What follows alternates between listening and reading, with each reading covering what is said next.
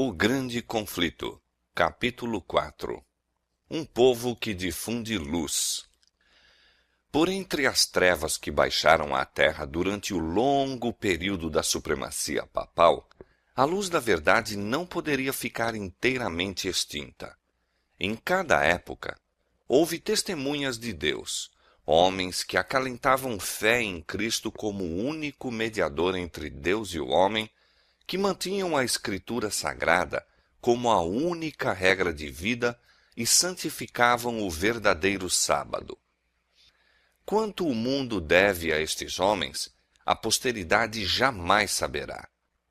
Foram estigmatizados como hereges, impugnados os seus motivos, criticado o seu caráter e suprimidos, difamados ou mutilados os seus escritos.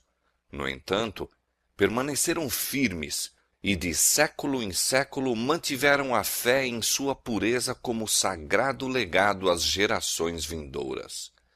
A história do povo de Deus durante os séculos de trevas que se seguiram à supremacia de Roma está escrita no céu, mas pouco espaço ocupa nos registros humanos. Poucos traços de sua existência se podem encontrar, a não ser nas acusações de seus perseguidores. Foi tática de Roma obliterar todo vestígio de dissidência de suas doutrinas ou decretos. Foi tática de Roma obliterar todo vestígio de dissidência de suas doutrinas ou decretos. Tudo que fosse herético, quer pessoas, quer escritos, procurava ela destruir. Expressões de dúvida ou questões quanto à autoridade dos dogmas papais eram suficientes para tirar a vida do rico ou pobre, elevado ou humilde. Roma se esforçava também por destruir todo o registro de sua crueldade para com os que discordavam dela. Os concílios papais decretavam que livros ou escritos contendo relatos desta natureza deveriam ser lançados às chamas. Antes da invenção da imprensa, os livros eram pouco numerosos e de forma desfavorável à preservação. Portanto, pouco havia a impedir que os romanistas levassem a efeito o seu desígnio. Nenhuma igreja dentro dos limites da jurisdição romana ficou muito tempo sem ser perturbada no gozo da liberdade de consciência. Mal o papado obtivera poder, estendeu os braços para esmagar a todos os que recusassem a reconhecer-lhe o domínio, e uma após outra submeteram-se as igrejas ao seu governo. Na Grã-Bretanha, o primitivo cristianismo muito cedo deitou raízes. O evangelho, recebido pelos bretões nos primeiros séculos, não se achava então corrompido pela apostasia romana. A perseguição dos imperadores pagãos, que se estendeu mesmo até aquelas praias distantes, foi a única dádiva que a primeira igreja da Bretanha recebeu de Roma. Muitos dos cristãos, fugindo da perseguição na Inglaterra, encontraram refúgio na Escócia. Daí, a verdade foi levada à Irlanda, sendo em todos estes países recebida com alegria.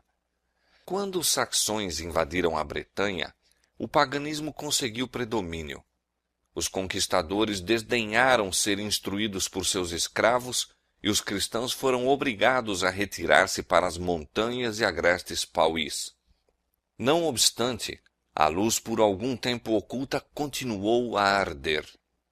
Na Escócia, um século mais tarde, brilhou ela com um fulgor que se estendeu a muito longínquas terras. Da Irlanda vieram o piedoso Columba e seus colaboradores, os quais, reunindo em torno de si os crentes dispersos da solitária ilha de Iona, fizeram desta o centro de seus trabalhos missionários. Entre estes evangelistas encontrava-se um observador do sábado bíblico, e assim esta verdade foi introduzida entre o povo.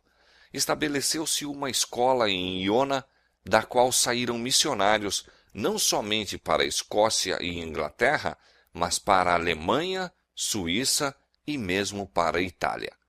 Roma, porém, fixara os olhos na Bretanha e resolvera pô-la sob sua supremacia. No sexto século, seus missionários empreenderam a conversão dos pagãos saxões. foram recebidos com favor pelos orgulhosos bárbaros e induziram muitos milhares a professar a fé romana. O trabalho progredia e os dirigentes papais e seus conversos encontraram os cristãos primitivos. Eloquente contraste se apresentou.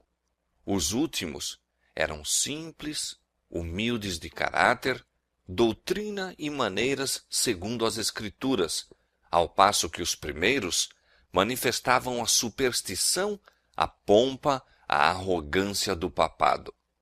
O emissário de Roma exigiu que estas igrejas cristãs reconhecessem a supremacia do soberano pontífice. Os bretões mansamente replicaram que desejavam amar a todos os homens, mas que o Papa não tinha direito à supremacia na igreja e que eles poderiam prestar-lhe somente a submissão devida a todo seguidor de Cristo. Repetidas tentativas foram feitas para se conseguir sua adesão a Roma, mas esses humildes cristãos, espantados com o orgulho ostentado por seus emissários, firmemente replicavam que não conheciam outro mestre senão a Cristo. Revelou-se então o verdadeiro espírito do papado.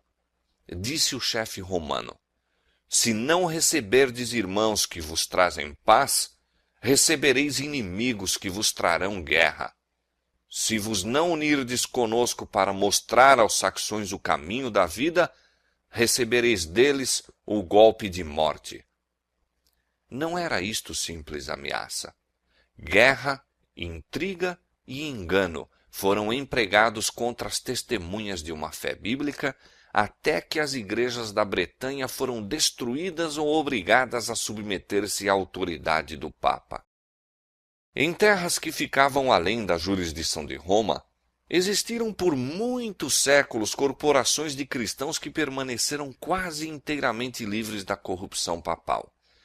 Estavam rodeados de pagãos e, no transcorrer dos séculos, foram afetados por seus erros, mas continuaram a considerar a Escritura Sagrada como a única regra de fé, aceitando muitas de suas verdades.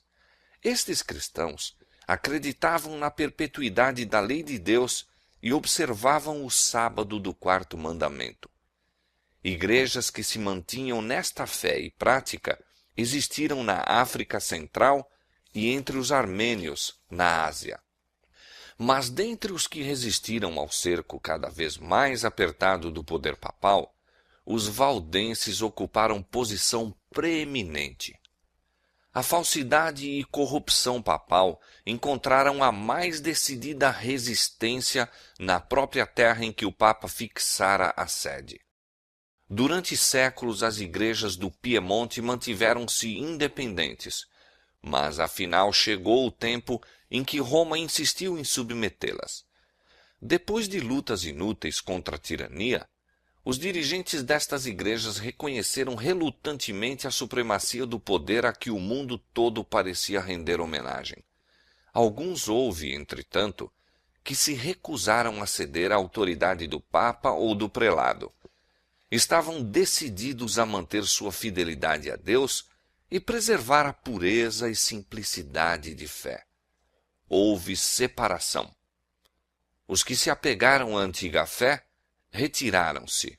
Alguns, abandonando os Alpes nativos, alçaram a bandeira da verdade em terras estrangeiras. Outros se retraíram para os vales afastados e fortalezas das montanhas e ali preservaram a liberdade de culto a Deus. A fé que durante muitos séculos fora mantida e ensinada pelos cristãos valdenses estava em assinalado contraste com as falsas doutrinas que Roma apresentava. Sua crença religiosa baseava-se na palavra escrita de Deus, o verdadeiro documento religioso do cristianismo. Mas aqueles humildes camponeses, em seu obscuro retiro, excluídos do mundo e presos à labuta diária entre seus rebanhos e vinhedos, não haviam por si só chegado à verdade em oposição aos dogmas e heresias da igreja apóstata. A fé que professavam não era nova. Sua crença religiosa era a herança de seus pais. lutavam pela fé da Igreja Apostólica, a fé que uma vez foi dada aos santos.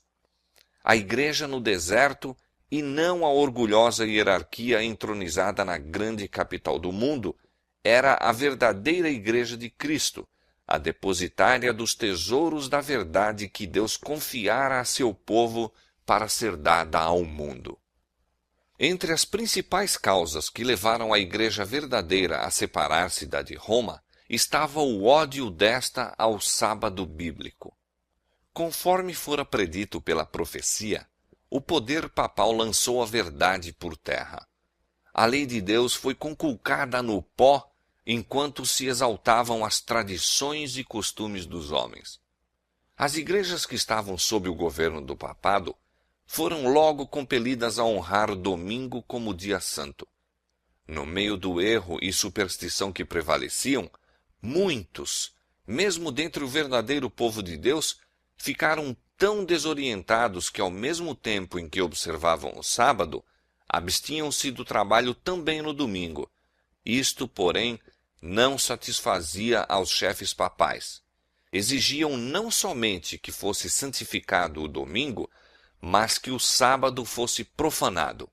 E com a mais violenta linguagem denunciavam os que ousavam honrá-lo. Era unicamente fugindo ao poder de Roma que alguém poderia, em paz, obedecer à lei de Deus. Os valdenses foram os primeiros dentre os povos da Europa a obter a tradução das Sagradas Escrituras. Centenas de anos antes da Reforma, possuíam a Bíblia em manuscrito na língua materna. Tinham a verdade incontaminada, e isto os tornava objeto especial do ódio e perseguição. Declaravam ser a Igreja de Roma a Babilônia apóstata do Apocalipse, e com perigo de vida erguiam-se para resistir às suas corrupções. Opressos pela prolongada perseguição, alguns comprometeram sua fé, cedendo pouco a pouco em seus princípios distintivos, enquanto outros sustentavam firme a verdade. Durante séculos de trevas e apostasia, houve alguns dentre os valdenses que negavam a supremacia de Roma, rejeitavam o culto às imagens como idolatria e guardavam o verdadeiro sábado. Sob as mais atrozes tempestades da oposição conservaram a fé. Acossados, embora pela espada dos saboianos, e queimados pela fogueira romana, mantiveram-se sem hesitação ao lado da palavra de Deus e de sua honra.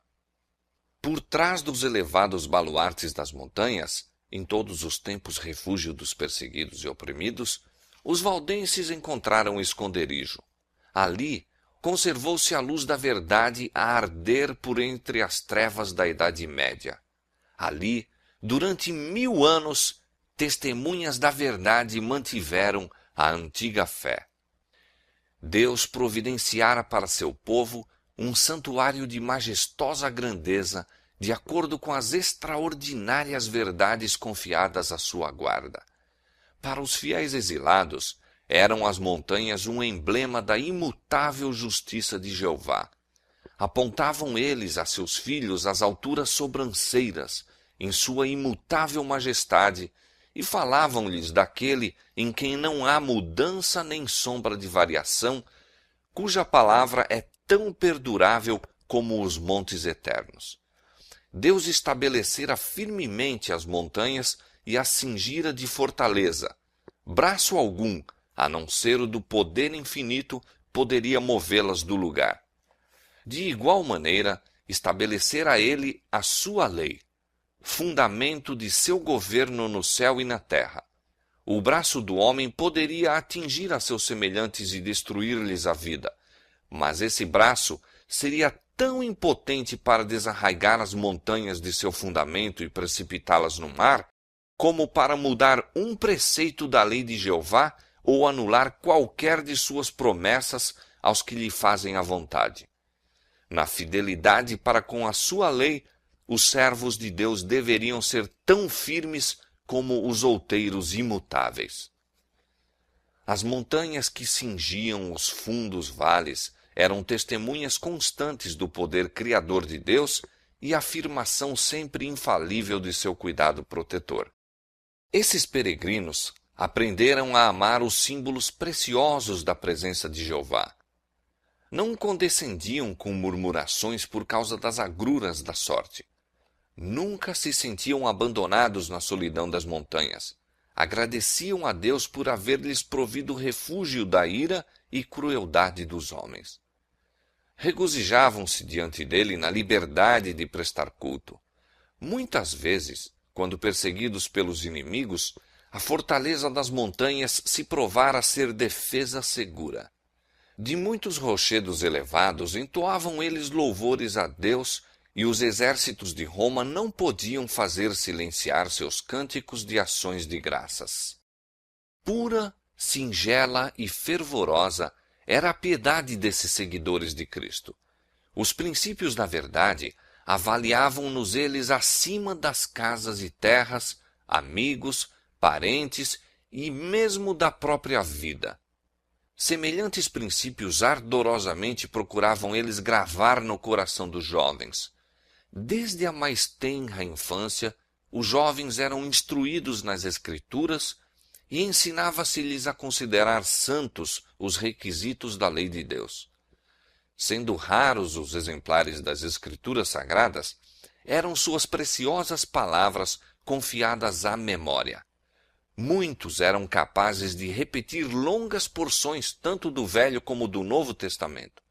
Os pensamentos de Deus associavam-se ao sublime cenário da natureza e às humildes bênçãos da vida diária.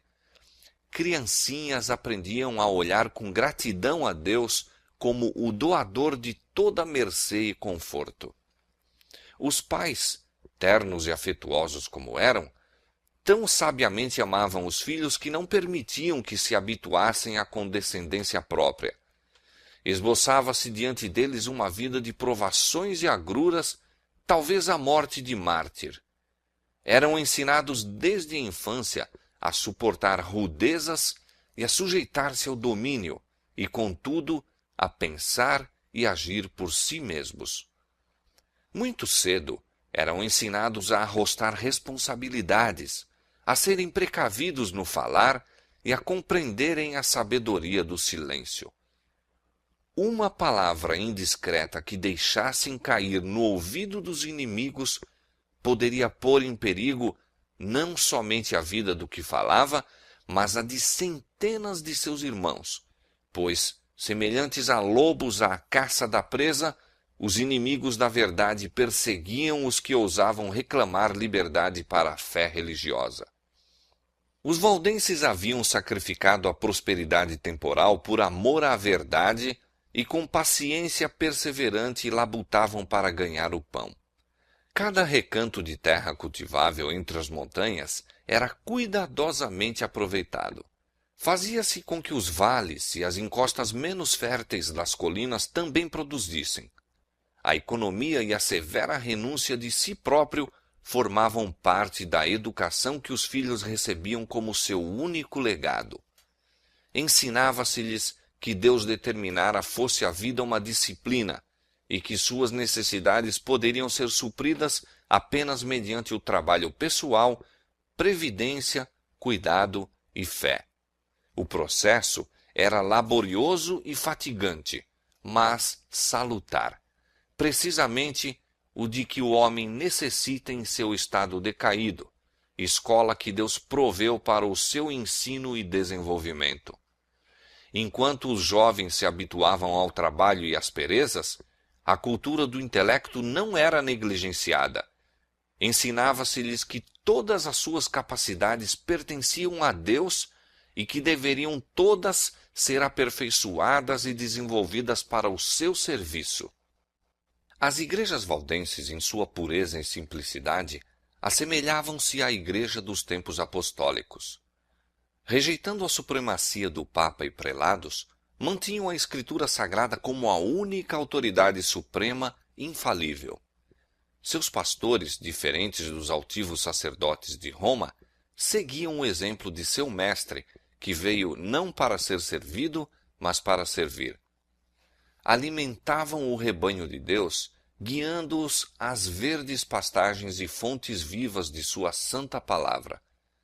Longe dos monumentos da pompa e orgulho humano, o povo congregava-se, não em igrejas suntuosas ou grandes catedrais, mas à sombra das montanhas nos vales alpinos ou, em tempo de perigo, em alguma fortaleza rochosa, a fim de escutar as palavras da verdade proferidas pelos servos de Cristo.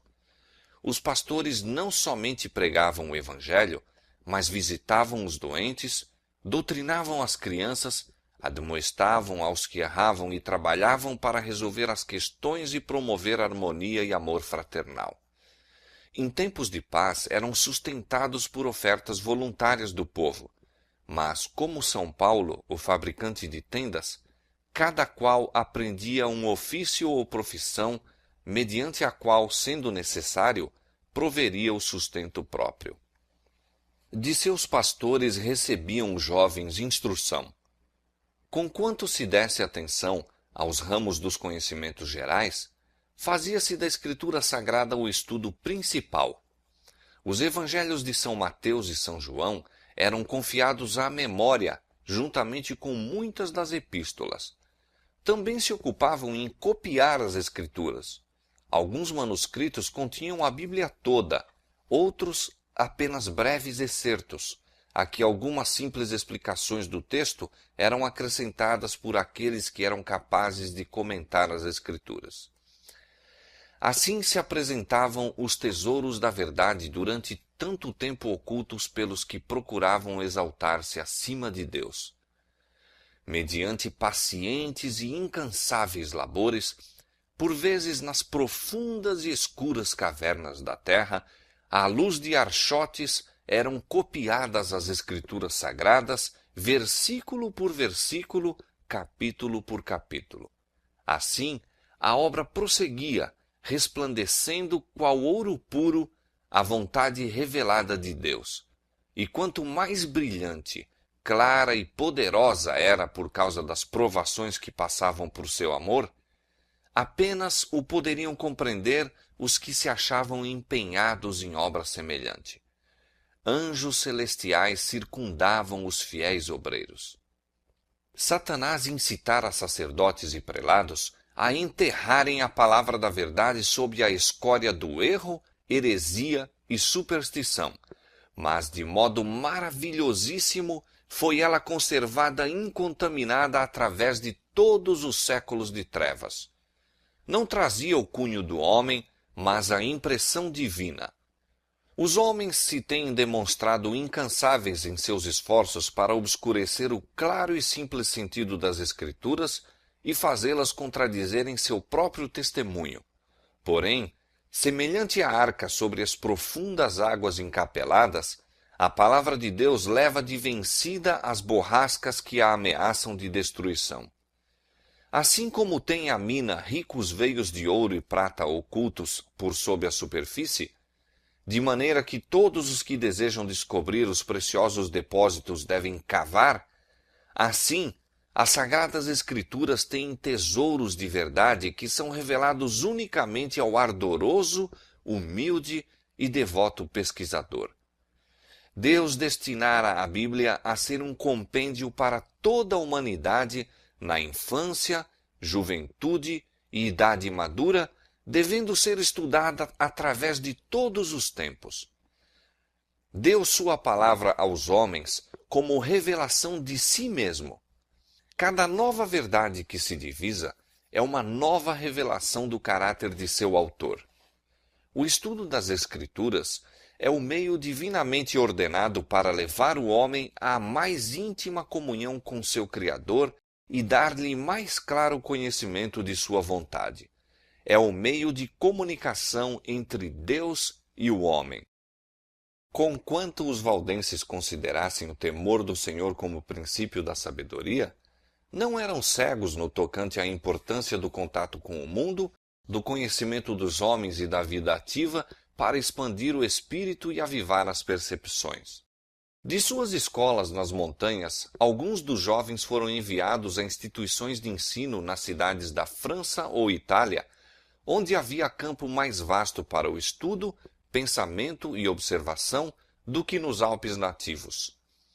Os jovens assim enviados eram expostos à tentação, testemunhavam o vício, defrontavam-se com os astuciosos agentes de Satanás que lhes queriam impor as mais sutis heresias e os mais perigosos enganos. Mas sua educação, desde a meninice, fora de molde a prepará-los para tudo isto. Nas escolas aonde iam, não deveriam fazer confidentes a quem quer que fosse. Suas verdades eram preparadas de maneira a ocultar seu máximo tesouro, os preciosos manuscritos das Escrituras. A estes, fruto de meses e anos de labuta, levavam consigo, e sempre que o podiam fazer sem despertar suspeita, cautelosamente punham uma porção ao alcance daqueles cujo coração parecia aberto para receber a verdade.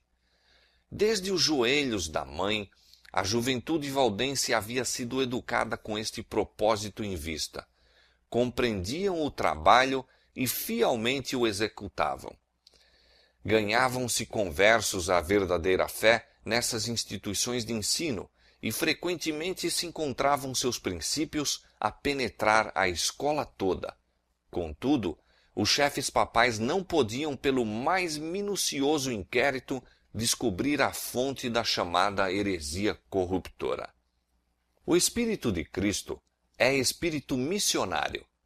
O primeiro impulso no coração regenerado é levar outros também ao Salvador. Tal foi o espírito dos cristãos valdenses. Compreendiam que Deus exigia mais deles do que simplesmente preservar a verdade em sua pureza nas suas próprias igrejas, e que sobre eles repousava a solene responsabilidade de deixarem sua luz resplandecer aos que se achavam em trevas. Pelo forte poder da palavra de Deus, procuravam romper o cativeiro que Roma havia imposto. Os ministros valdenses eram educados como missionários, exigindo-se primeiramente de cada um que tivesse a expectativa de entrar para o ministério aquisição de experiência como evangelista. Cada um deveria servir 3 anos em algum campo missionário antes de assumir o encargo de uma igreja em seu país. Este serviço, exigindo logo de começo renúncia e sacrifício, era a introdução apropriada à vida pastoral naqueles tempos que punham à prova a alma. Os jovens que recebiam a ordenação para o sagrado mistério viam diante de si não a perspectiva de riquezas e glória terrestre, mas uma vida de trabalhos e perigo, e possivelmente o destino de mártir. Os missionários iam de 2 em 2, como Jesus enviara seus discípulos.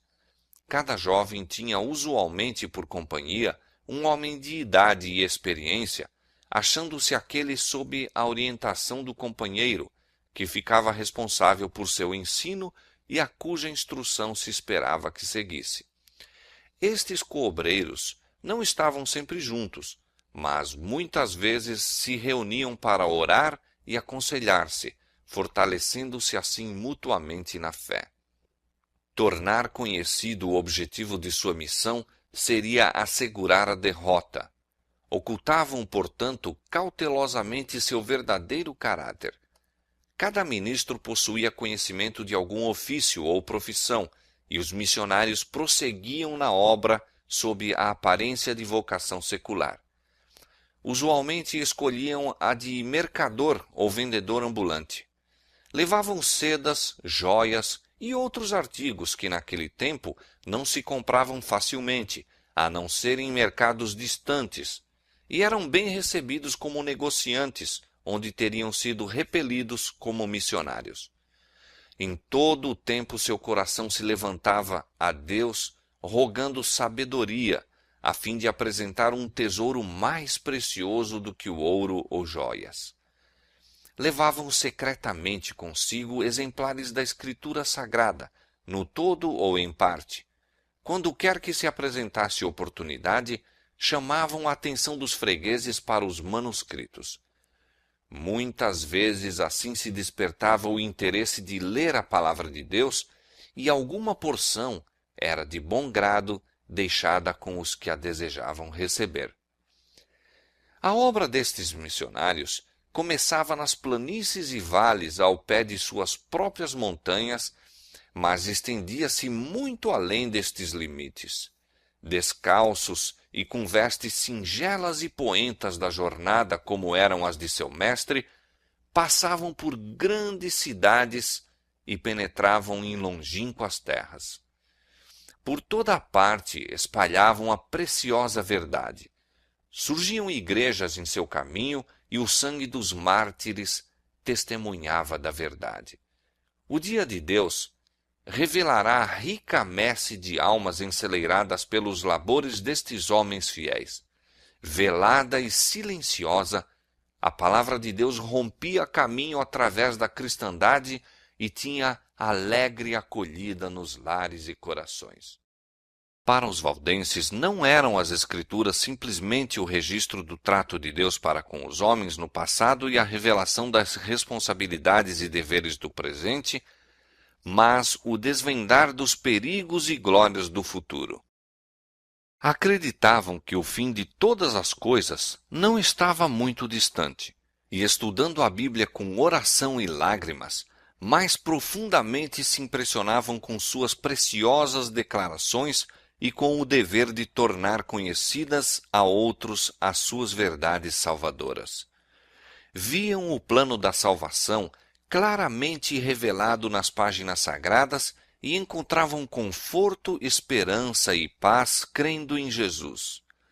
Ao iluminar-lhes a luz o entendimento e ao alegrar-lhes ela o coração, anelavam derramar seus raios sobre os que se achavam nas terras do erro papal. Viam que, sob a direção do Papa e sacerdotes, multidões debalde se esforçavam por obter perdão, afligindo o corpo por causa do pecado da alma. Ensinados a confiar nas boas obras para se salvarem, estavam sempre a olhar para si mesmos, ocupando a mente com a sua condição pecaminosa, vendo-se expostos à ira de Deus, afligindo alma e corpo, não achando, contudo, alívio. Almas conscienciosas eram, desta arte, enredadas pelas doutrinas de Roma. Milhares abandonavam amigos e parentes, passando a vida nas celas dos conventos. Por meio de frequentes jejuns e cruéis açoitamentos, por vigílias à meia-noite, prostrando-se durante horas cansativas sobre as lajes frias e úmidas de sua lúgubre habitação, por longas peregrinações, penitências humilhantes e terrível tortura, milhares procuravam debaldadamente obter paz de consciência. Oprimidos por uma intuição de pecado e perseguidos pelo temor da ira vingadora de Deus, muitos continuavam a sofrer até que a natureza exausta se rendia e, sem um resquício de luz ou esperança, baixavam à sepultura. Os valdenses ansiavam por partir a estas almas famintas o pão da vida, revelar-lhes as mensagens de paz nas promessas de Deus e apontar-lhes a Cristo como a única esperança de salvação.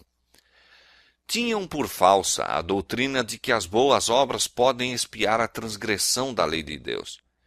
A confiança nos méritos humanos faz perder de vista o amor infinito de Cristo. Jesus morreu como sacrifício pelo homem, porque a raça caída nada pode fazer para se recomendar a Deus. Os méritos de um Salvador crucificado e ressurgido são o fundamento da fé cristã. A dependência da alma para com Cristo é tão real e sua união com Ele deve ser tão íntima como a do membro para com o corpo ou da vara para com a videira. Os ensinos dos papas e sacerdotes haviam levado os homens a considerar o caráter de Deus e mesmo o de Cristo como severo, sombrio e repelente. Representava-se o Salvador tão destituído de simpatia para com o homem em seu estado decaído, que devia ser invocada a mediação de sacerdotes e santos.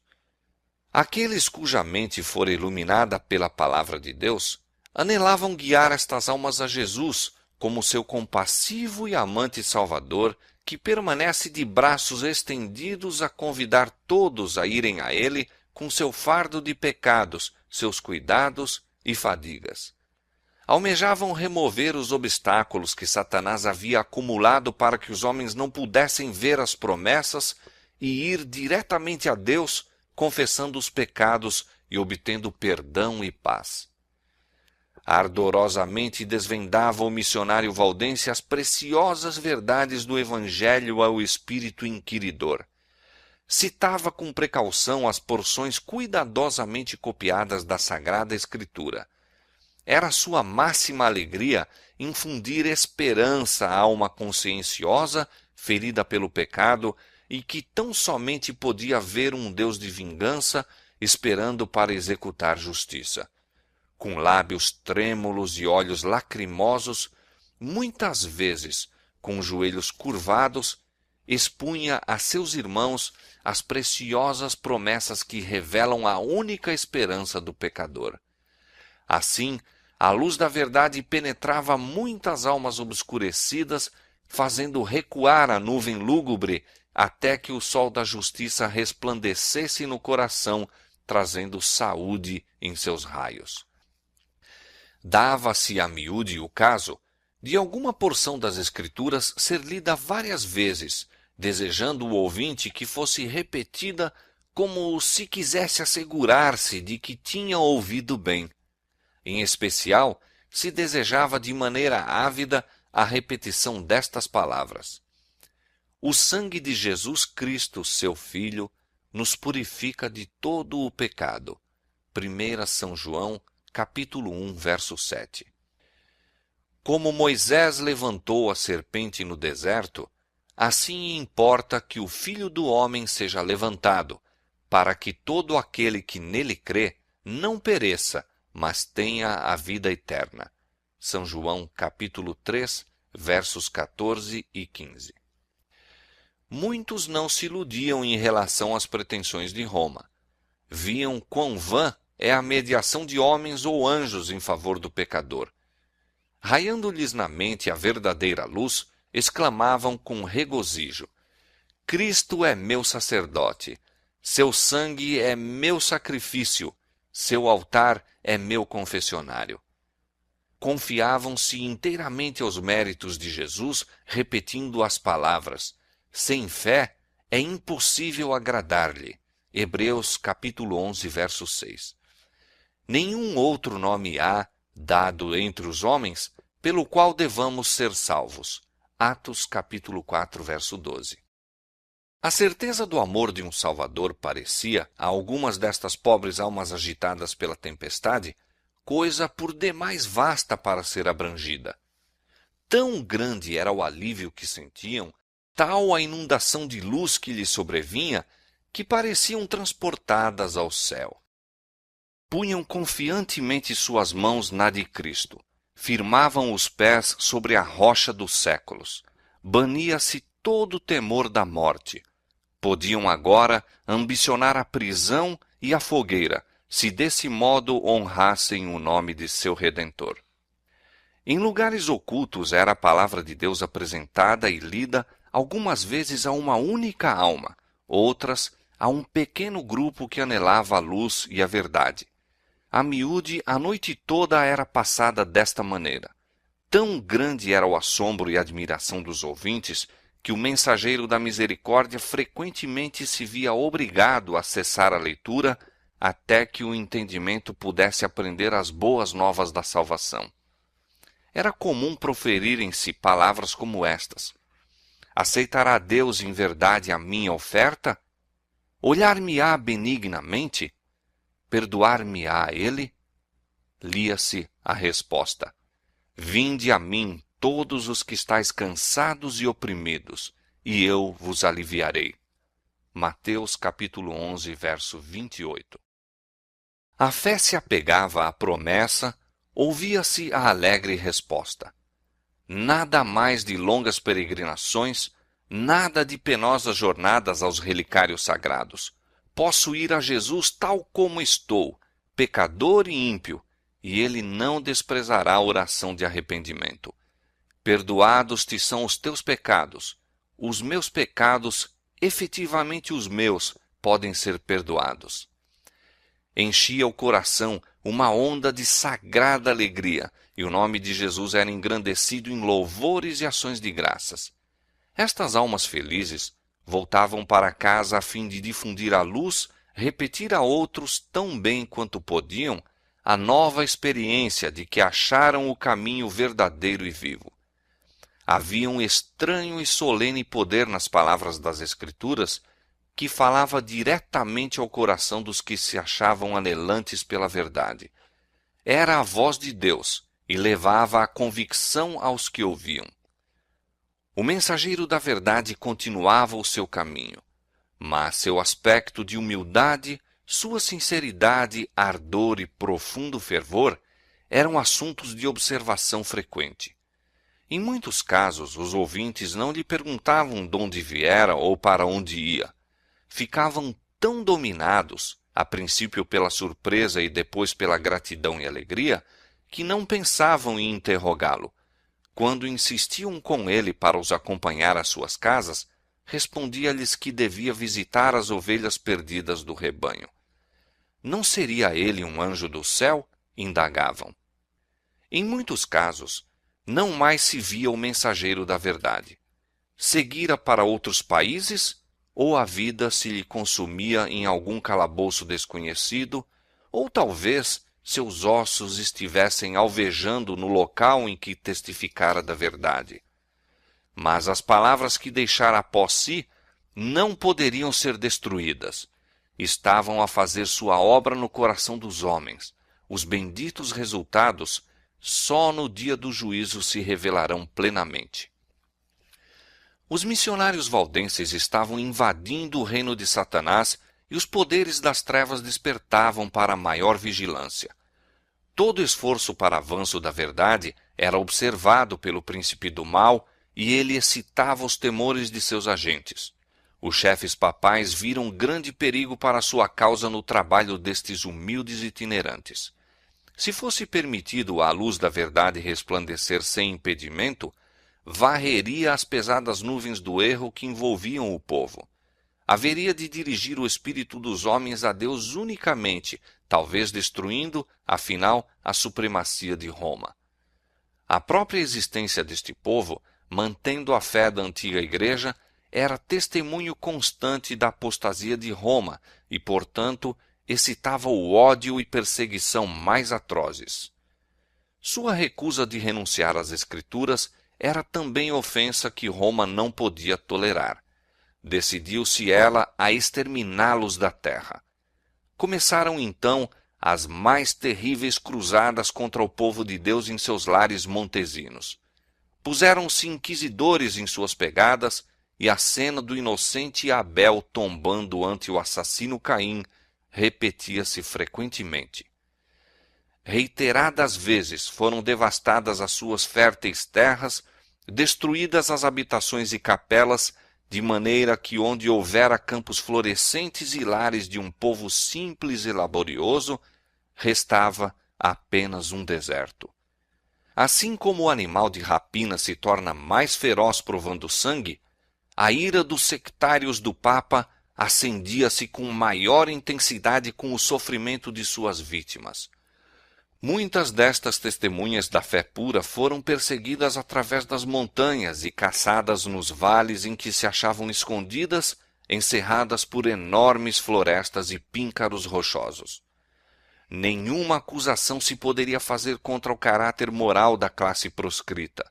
Mesmo seus inimigos declaravam serem eles um povo pacífico, sossegado e piedoso. Seu grande crime era não quererem adorar a Deus segundo a vontade do Papa. Por tal crime, toda humilhação, insulto e tortura que homens ou diabos podem inventar amontoaram-se sobre eles. Determinando-se Roma a exterminar a odiada seita, uma bula foi promulgada pelo Papa, condenando-os como hereges e entregando-os ao morticínio. Não eram acusados como ociosos, desonestos ou desordeiros, mas declarava-se que tinham uma aparência de piedade e santidade que seduzia as ovelhas do verdadeiro aprisco. Portanto, ordenava ao Papa que aquela maligna e abominável seita de perversos, caso se recusasse a abjurar, fosse esmagada como serpentes venenosas. Esperava o altivo potentado ter de responder por estas palavras? Sabia que estavam registradas nos livros do céu para lhe serem apresentadas no juízo? Quando o fizestes a um destes meus pequeninos irmãos, disse Jesus, a mim o fizestes. Essa bula convocava a todos os membros da igreja para se unirem à cruzada contra os hereges. Como incentivo para se empenharem na obra cruel, absolvia de todas as penas e castigos eclesiásticos, gerais e particulares, desobrigava a todos os que se unissem à cruzada de qualquer juramento que pudessem ter feito, legitimava-lhes o direito a qualquer propriedade que pudessem ter ilegalmente adquirido, e prometia a remissão de todos os pecados aos que matassem algum herege. Anulava todos os contratos feitos em favor dos valdenses, ordenava que seus criados os abandonassem, proibia a toda pessoa dar-lhes qualquer auxílio que fosse e a todos permitia tomar posse de sua propriedade. Este documento revela claramente o espírito que o ditou. É o bramido do dragão e não a voz de Cristo que nele se ouve. Os dirigentes papais não queriam conformar seu caráter com a grande norma da lei de Deus, mas erigiram uma norma que lhes fosse conveniente e decidiram obrigar todos a se conformarem com a mesma porque Roma assim o desejava. As mais horríveis tragédias foram encenadas. Sacerdotes e papas corruptos e blasfemos estavam a fazer a obra que Satanás lhes designava. A misericórdia não encontrava guarida em sua natureza. O mesmo Espírito que crucificou Cristo e matou os apóstolos, o mesmo que impulsionou o sanguinário Nero contra os fiéis de seu tempo, estava em operação a fim de exterminar da terra os que eram amados de Deus. As perseguições desencadeadas durante muitos séculos sobre este povo temente a Deus foram por ele suportadas com uma paciência e constância que honravam seu Redentor. Apesar das cruzadas contra eles e da desumana carnificina a que foram sujeitos, continuavam a mandar seus missionários a espalhar a preciosa verdade. Eram perseguidos até a morte, contudo, seu sangue regava a semente lançada e esta não deixou de produzir fruto. Assim, os valdenses testemunharam de Deus séculos antes do nascimento de Lutero. Dispersos em muitos países, plantaram a semente da reforma que se iniciou no tempo de Wycliffe, cresceu larga e profundamente nos dias de Lutero e deve ser levada avante até ao final do tempo por aqueles que também estão dispostos a sofrer todas as coisas pela palavra de Deus e pelo testemunho de Jesus Cristo.